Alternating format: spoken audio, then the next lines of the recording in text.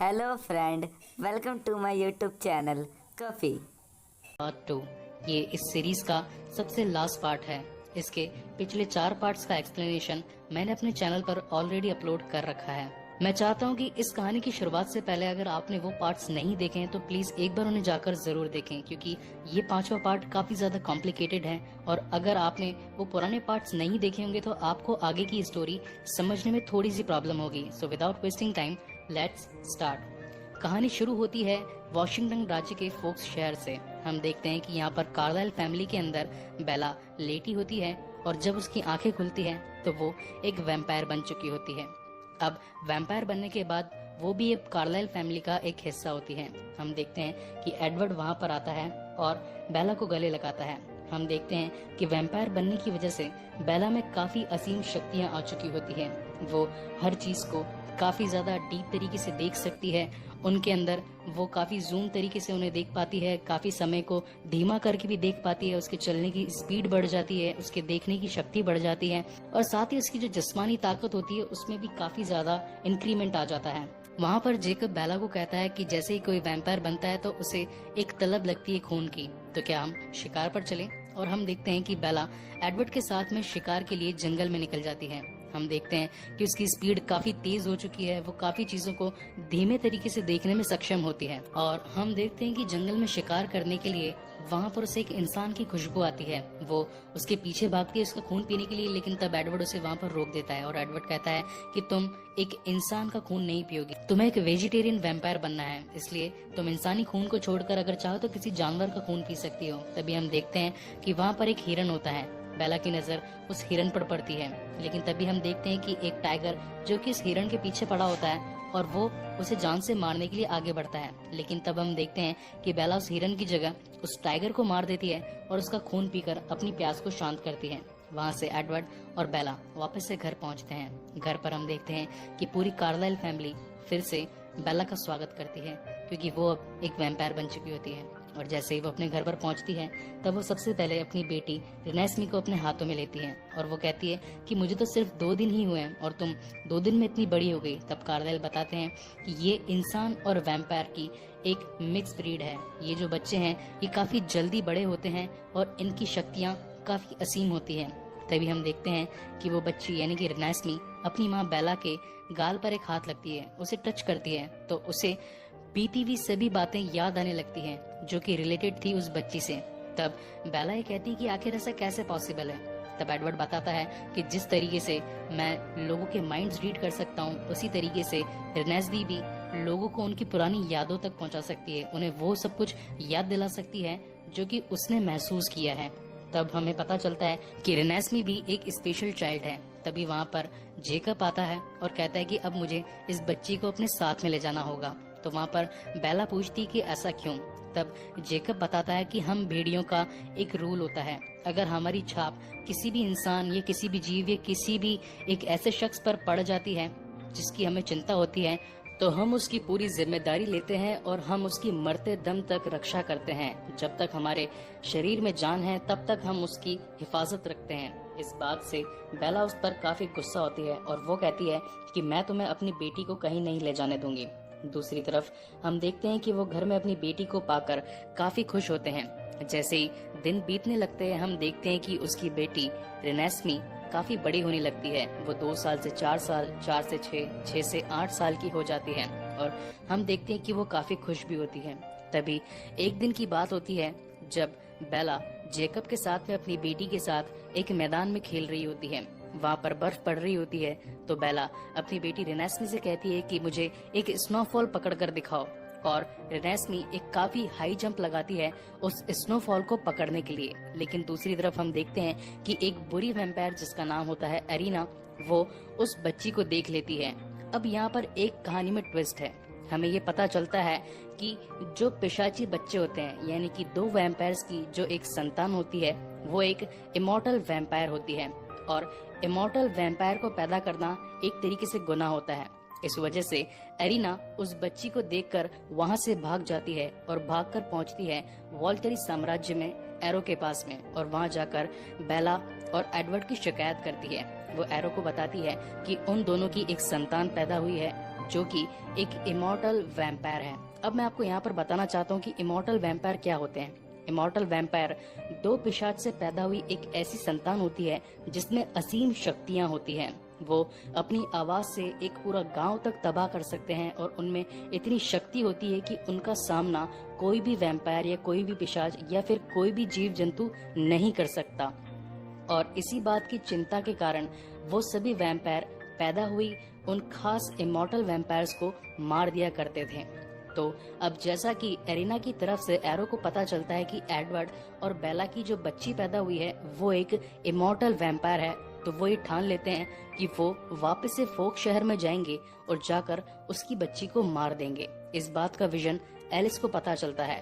Alice को जब इस बात का पता चलता है तो वो काफी हैरान हो जाती है और वो पूरी कार्लाइल फैमिली को साथ में बिठाकर इस बात का खुलासा करती है कि इस बच्ची का पता अब एरो को लग गया है और एरो ये समझ रहा है कि ये बच्ची एक इमॉर्टल वैम्पायर है और वो किसी भी वक्त इसे यहाँ मारने के लिए आ सकता है। तो कार्लाइल कहते हैं कि ये बच्ची तो नॉर्मल बच्ची है, यानी कि जब बेला एक इंसान थी और साथ ही एडवर्ड एक वैम्पायर था, उन दोनों के मिलन से ये बच्ची पैदा हुई है। इसका मतलब कि ये हाफ इमॉर्टल बच्ची है। ये उन दूसरे वैम्पायर्स के लिए खतरा कभी भी साबित नहीं होगी। लेकिन इस बात का हम विश्वास एरो को कैसे दिलाएंगे? तभी सब ये डिसाइड करते हैं कि हम इनके लिए गवाह जुटाना चालू करते हैं, क्योंकि एरो हमेशा उन गवाहों के बेसिस पे चलता है जो कि लोग सहमति से करते हैं। यहाँ पर हमें ये पता चलता है कि पूरी कार्लाइल फैमिली आपस में बट जाती है और अपने जैसे वैम्पायर्स को जमा करने लगती है और उन्हें सच्चाई से रूबरू करवाने लगती है।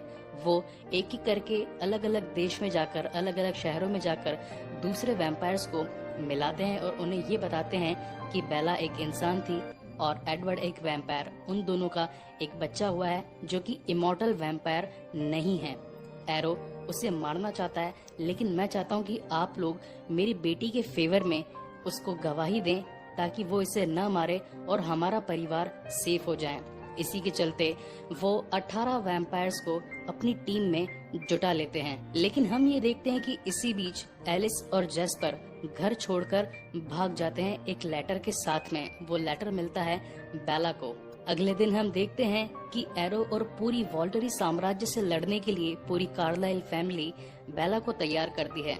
तब हमें पता चलता है कि बेला में काफी ज्यादा शक्तियां हैं, क्योंकि उसमें इंसानी खून भी है और साथ ही पिशाच जहर यानी कि वैम्पायर वैनम भी है। इसकी मदद से बेला काफी शक्तिशाली होती है।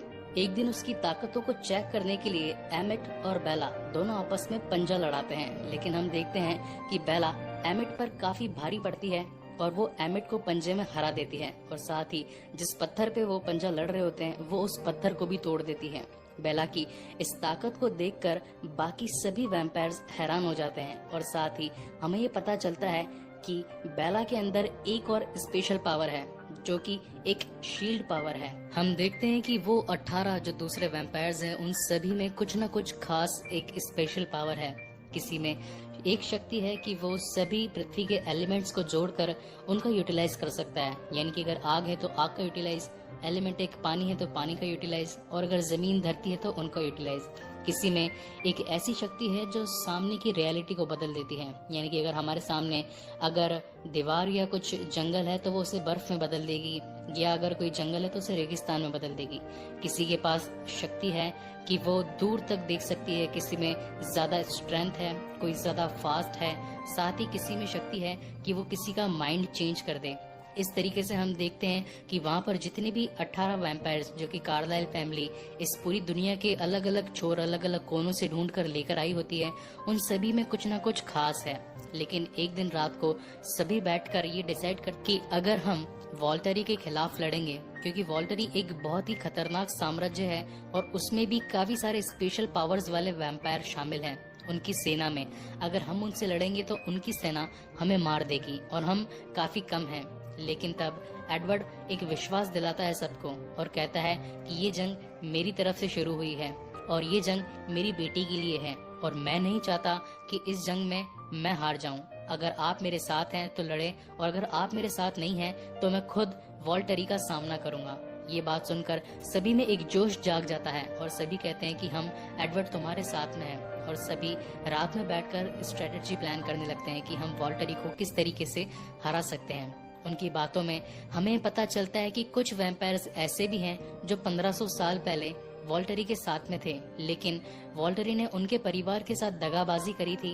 इसकी वजह से उनके परिवार को उनका खामियाजा भुगतना पड़ा था। तो कुछ वैम्पायर्स ऐसे भी थे जिनकी दुश्मनी वॉल्टरी से काफी पुरानी थी। ये सभी बातें हो रही होती हैं और दूसरी तरफ हम देखते हैं कि बेला अपनी बेटी रेनेस्मी को एक ताबीज देती है। वो एक खुलने वाला ताबीज होता है जिसमें एडवर्ड और बेला की एक तस्वीर होती है और वो रेनेस्मी से कहती है कि बेटा, हमें तुमसे काफी प्यार है, हम तुम्हारे बिना रह नहीं सकते। अगर इस जंग में हमें कुछ हो जाता है तो मैं जेकब को तुम्हारे साथ भेज दूंगी और वो तुम्हें किसी एक सेफ जगह पर छोड़ देगा। इस लॉकेट को तुम हमेशा अपने पास रखना। और हम देखते हैं अगली सुबह वहाँ दूसरी तरफ वॉल्टरी साम्राज्य भी कार्लाइल फैमिली से लड़ने के लिए तैयार होता है और दूसरी तरफ कार्लाइल फैमिली भी वॉल्टरी साम्राज्य से लड़ने के लिए उनका इंतजार एक मैदान में कर रही होती है। दोनों टीमों का आमना सामना होता है। हम देखते हैं कि कार्लाइल आगे बढ़ते हैं और एरो, जो कि वॉल्टरी का टॉप हेड है, उसे कहते हैं कि अगर हम इस लड़ाई के बदले, जिस तरीके से हमारा पुराना रिवाज है बातें कर कर चीजों को सुलटाना, तो क्या हम ऐसा कर सकते हैं? तो एरो कहता है कि हाँ, क्यों नहीं, ये हमारा पुराना रिवाज है। वो आपस में बातें करते हैं और एक दूसरे को समझाते हैं कि हम तुमसे लड़ाई करने के लिए यहाँ पर नहीं आए हैं, हम बस तुम्हें ये बताना चाहते हैं कि ये बच्ची, जो कि एक इंसान और एक वैम्पायर का मिला जुला मिश्रण है, ये कोई इमॉर्टल वैम्पायर नहीं है। और अगर तुम इस बात पर भरोसा करना चाहो तो मैं इन सभी को एज अ गवाह यहाँ पर लेकर आया हूँ। ये सभी लड़ने के लिए नहीं आए हैं, ये सभी मेरे गवाह हैं जो तुम्हें गवाही देंगे। ये तुम्हें बताएंगे कि ये लड़की एक इमॉर्टल वैम्पायर नहीं है, ये एक नॉर्मल बच्ची है। और मैं चाहता हूँ कि तुम यहाँ पर ये लड़ाई छोड़ दो और वापस अपने साम्राज्य में चले जाओ और हमें यहीं पर छोड़ दो। लेकिन वॉल्टरी कहता है कि ठीक है, अगर मैं तुम्हारी बात मान भी जाऊं, लेकिन तुमने इन भेड़ियों के साथ में अपने संबंध बढ़ाए हैं जो कि वैम्पायर्स के नियमों के खिलाफ हैं। हमें अपना राज हमेशा राज ही रखना होता है, किसी को भी बताना नहीं होता। तुमने अपना राज इन भेड़ियों के सामने उजागर किया तो ये भी इस लड़ाई को बढ़ावा देने का एक कारण बन जाता है। तभी हम देखते हैं कि वहाँ पर एलिस की एंट्री होती है। थोड़ी ही देर में हम देखते हैं कि एलिस वहाँ पर वॉल्टरी को कहती है कि मैं चाहे तुम्हें कितना भी सच क्यों ना दिखा दूं, लेकिन तुम मेरी बात पर भरोसा नहीं करोगे। और तभी उसी बीच हम देखते हैं कि वॉल्टरी की पूरी टीम और कार्लाइल की पूरी टीम एक दूसरे से लड़ने के लिए तैयार हो जाती है और वो एक दूसरे पर हमला बोल देते हैं। हम देखते हैं कि वॉल्टरी साम्राज्य के सभी वैम्पायर्स कार्लाइल फैमिली पर हमला करने लगते हैं, एक दूसरे को जान से मारने लगते हैं। तभी वहाँ पर भेड़िए भी आ जाते हैं और उनका सामना करने लगते हैं। उनमें काफी सारे वैम्पायर्स की जान जाती है, काफी सारे भेड़ियों की भी जान जाती है। तभी हम देखते हैं कि वहाँ पर रैमी मिलर की एंट्री होती है। रैमी मिलर भी एक्चुअली एक वैम्पायर होते हैं और मैं आपको बताना चाहूंगा कि रैमी मिलर एक वही एक्टर हैं जिन्होंने बोहेमियन रैप्सोडी के अंदर एक्टिंग करी थी। बोहेमियन रैप्सोडी एक्चुअली एक म्यूजिक मूवी है और बहुत ही क्लासिक मूवी है। ये मूवी मैंने पूरी देखी थी, लेकिन मैं मेरे चैनल पर सिर्फ और सिर्फ इन मूवीज की सीरीज का एक्सप्लेनेशन रखता हूँ। दैट्स व्हाई ये मूवी मैं एक्सप्लेन नहीं करूंगा, लेकिन वो मूवी मुझे काफी अच्छी लगी थी और ये एक्टिंग भी उनकी काफी अच्छी लगी थी। दैट्स व्हाई मैंने उनका नाम लिया। हम देखते हैं कि रैमी मिलर अपनी एलिमेंट वाली पावर को यूज करते हैं और जमीन पर एक जोर का मुक्का मारते हैं, जिसकी वजह से वहाँ की पूरी जमीन फट जाती है और वो दो भागों में डिवाइड हो जाती है। हम देखते हैं कि उस लड़ाई में काफी सारे भेड़िए और वैम्पायर्स उस डिवाइड हुई जमीन के अंदर गिर जाते हैं और लड़ाई एक बहुत ही भयानक रुख ले लेती है। और तभी हम देखते हैं कि वहाँ पर एलिस और जेन के बीच में लड़ाई होती है। दूसरी तरफ एडवर्ड, बेला और वॉल्टरी के बीच में भी लड़ाई होती है। अब यहाँ पर एक बात देखने वाली है कि जिस तरीके से कुछ खास वैम्पायर्स में कुछ खास स्पेशल पावर होती है, उसी तरीके से हमारी बेला के पास में भी एक स्पेशल पावर होती है जो कि होती है शील्ड की पावर। अब हम देखते हैं कि जेन, जो कि अपनी जादुई शक्तियों की मदद से किसी को भी पीड़ा दे सकती थी, यानी कि किसी को भी मजबूर कर सकती थी उसके घुटनों पर बिठाने के लिए, वो अपनी शक्ति का प्रयोग एडवर्ड पर करती है। लेकिन क्योंकि बेला के पास में शील्ड वाली एक जादुई शक्ति होती है, उसकी वजह से वो एडवर्ड पर अपना जादू नहीं चला पाती और वो वहीं पर फेल हो जाती है। और हम देखते हैं कि एडवर्ड और बेला मिलकर वॉल्टरी की गर्दन तोड़ देते हैं और उसे वहीं जान से मार देते हैं। लेकिन अब हमें पता चलता है कि ये सब कुछ एक विजन होता है एलिस का, जैसा कि मैंने आपको बताया था कि इस मूवी की शुरुआत में एलिस घर छोड़कर वहां से भाग जाती है, लेकिन अब हमें पता चलता है कि एलिस उसके डर से भागी नहीं थी। एलिस एक्चुअली गई होती है एक तिकोना कबीले के पास में। तिकोना कबीले से वो एक बंदे को वहां से लेकर आती है और बताती है कि ये भी एक हाफ इमॉर्टल वैम्पायर है। इसके माता पिता भी आधे इंसान आधे वैम्पायर, यानी कि इसके पिता एक वैम्पायर थे और इसकी माँ एक इंसान थी। ये उन दोनों की संतान है और जब ये मात्र 7 साल का था तब ये पूरी तरीके से जवान हो चुका था। तो वहाँ पर वॉल्टर ही पूछते हैं कि तुम्हारी एज कितनी है, तो वो लड़का बताता है कि मेरी एज 150 साल है और मेरी एज 7 साल के बाद से ही बढ़ना बंद हो चुकी थी। मैं एक जवान आदमी 7 सालों के अंदर ही बन चुका था और 150 सालों से मैं इसी रूप के अंदर सभी से अपना राज छुपाए एक कबीले के अंदर रहता हूँ। तब जाकर वॉल्टेरी को ये पता चलता है कि ये लड़की भी अपना राज छिपा सकती है और ये किसी के लिए भी खतरनाक नहीं है। ये बात सुनकर वो वहाँ से चला जाता है। ये सारी लड़ाई खत्म हो जाने के बाद में कार्लाइल फैमिली पूरी तरीके से सेफ होती है और वो अपने घर पर आ जाती है। और अब हम देखते हैं कि पूरी कार्लाइल फैमिली कंप्लीट हो चुकी होती है। एडवर्ड बेला का अब एक संतान यानी कि रेनेस्मी अब उनकी बच्ची होती है और वो जिस तरीके से बड़ी होती जाएगी, उसकी एज में जिस तरीके से बदलाव होता जा रहा है, हम देखते हैं कि जेकब अब उसका एक तरीके से साथी बन चुका है। जेकब अब हमेशा रेनेस्मी के साथ रहने लग गया है और हम देखते हैं कि यहाँ पर इस स्टोरी का एंड होता है। गाइज, आपको ये स्टोरी, आपको ये पूरी सीरीज कैसी लगी, प्लीज मुझे लाइक और कमेंट करके जरूर बताएं।